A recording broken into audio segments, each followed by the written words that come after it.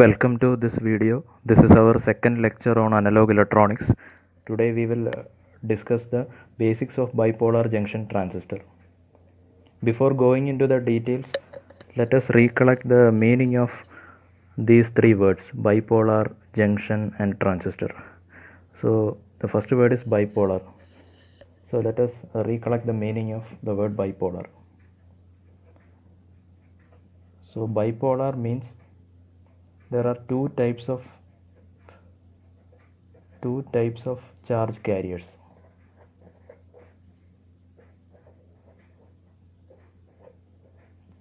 So these two types are electrons and holes.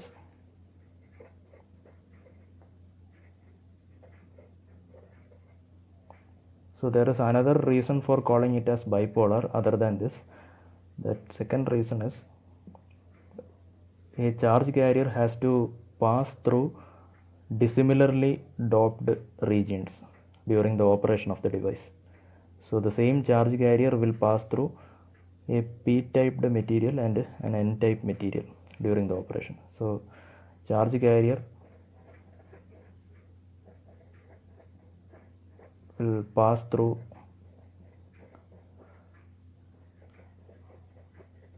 dissimilarly doped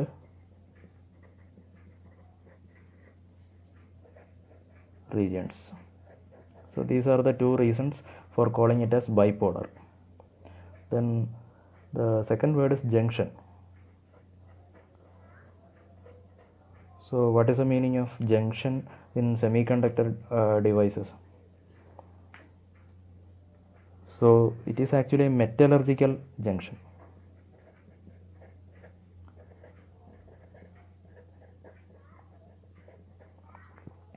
So a metallurgical junction will be formed by bringing two dissimilarly doped semiconductors in close proximity. That is, suppose I have a single piece of silicon. Silicon is a semiconductor material. So this is a silicon piece, and I will dope the left side region with a p-type impurity, and the right hand side region will be, say, doped with n-type impurity. So these two are dissimilarly doped, and so there will be a metallurgical junction between these two regions. So that forms what is popularly known as junction in semiconductor devices. So it should be kept in mind that a p-n junction is not formed by joining a p-type material with an n-type material. It is not like that. A single piece of silicon is taken, and two regions are doped differently. One region is doped p-type with the p-type impurity, and another region is doped with the n-type impurity, so that a metallurgical junction is formed. So that is the meaning of the word junction. Then the third and most important one is transistor. So we will see what is transistor. So transistor is coined by the word transferred resistor.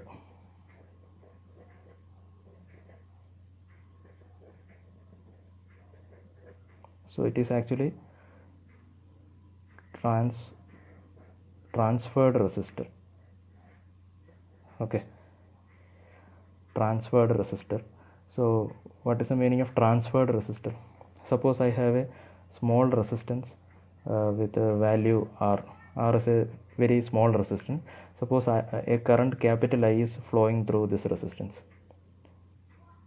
So if by some solid state device mechanism, if I am able to pass the same current I to a resistance with a higher value, capital R, then this particular arrangement can be termed as transferred resistor. So the same current I is transferred from a low resistance circuit to a high resistance circuit. So R is greater than small r. So what is the purpose of doing this? So you can see that suppose this small resistance R comes on the input side of the device, and this high resistance capital R comes on the output side of the device. Then what will be the input voltage? Input voltage will be this I multiplied by small r, and output voltage will be the same current is flowing through this capital R, so it will be I into capital R. Since capital R is greater than small r, you can easily observe that VO will be greater than VI. So this leads to amplification. So this is the main reason or advantage of using a transferred resistor. So if by some mechanism I can force to pass the current I through a higher resistance, originally it was passing through a low resistance, then I can achieve some sort of amplification. So we will see how this is achieved in a transistor, in a BJT.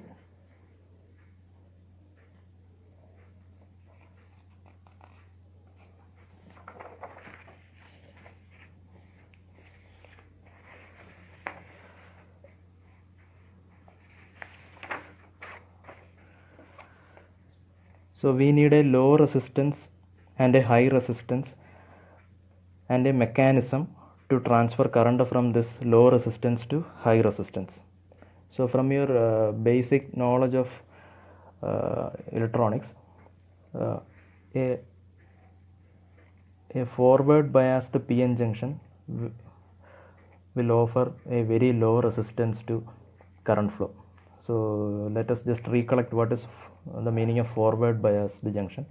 Suppose I have a PN junction, then if I connect the P side to a positive of a battery and the N side to N-type material to negative of a battery, then this is a forward biased junction, forward bias. So we know that a forward biased PN junction will easily conduct, so current will easily pass through this. So ideally this offers zero resistance. Practically the resistance will be few tens of ohms,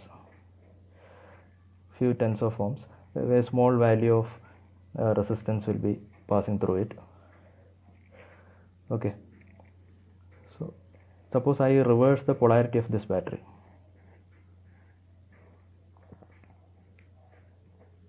P is connected to negative of the battery and N is connected to positive of the battery, then ideally no current will flow.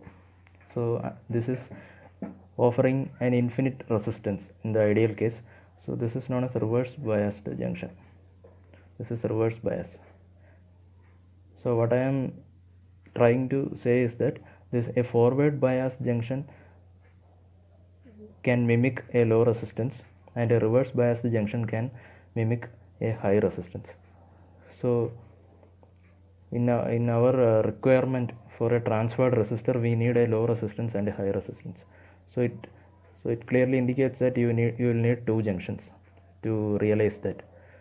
So in the actual transistor, so there will be two junctions. So you can formulate two junctions in these two ways. Suppose this is one possibility, NPN. So there is one junction here and another junction here, and this is another possibility, PNP. Okay, so there is one junction here, J1, another junction, J2. Here also there are two junctions, and you already know the name of this particular arrangement. This is known as an NPN transistor, and this is a PNP transistor. So there are different names for these three regions, and there are I can take out terminals from these three regions using metallic contacts. So using metallic contacts, terminals can be taken out. So we will come to the name of these three regions and the name of these three terminals later. Okay, so this is one possibility, this is NPN, and this is another possibility, that is PNP transistor. So now we have two junctions. Suppose I forward bias this junction, this PN junction, that is P is connected to positive and N is connected to negative. So this junction J1 will be offering a very low resistance to the flow of current. And this, suppose this J2 junction is reverse biased, that is N is connected to positive and P is connected to negative. So this is reverse bias, so it is a high resistance circuit. So I have a low resistance circuit here and a high resistance circuit here. Now I have to check whether the current that is crossing this junction can be successfully transferred to the other junction. If I am able to transfer the current I from this low resistance circuit to this high resistance circuit, I can achieve this transferred resistor configuration. So let us see whether that is possible here. In this case, the biasing will be with this polarity. I have to forward bias J1, so N will be connected to negative, P will be connected to positive. Here I have to reverse bias J2 in order to achieve high resistance circuit. So P will be connected to negative and N will be connected to positive. Okay, so this what will be the direction of the current in this forward biased junction J1? So current will be flowing from this in this direction, okay, from positive of the battery. So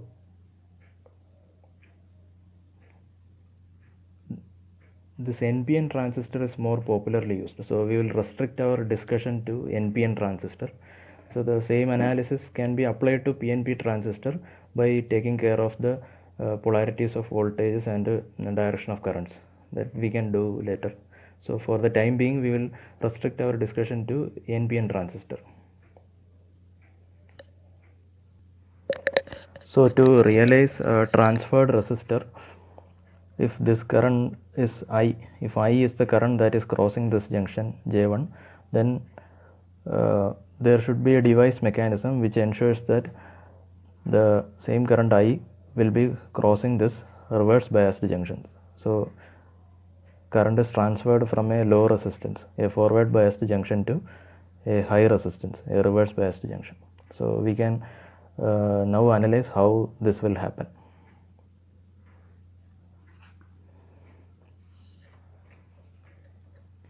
So I will redraw the diagram of NPN transistor.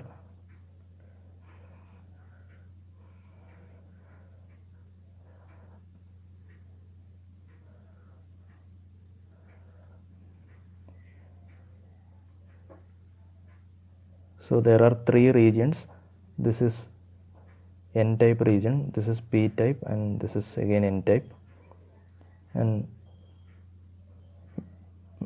I can take terminals using metallic contacts, and this terminal is known as emitter terminal, emitter. This region is called emitter region, and this region is called base region, and this terminal is known as base terminal, indicated by B, and this region is known as collector region, and this terminal is called C, or collector terminal. So there are three terminals and three regions.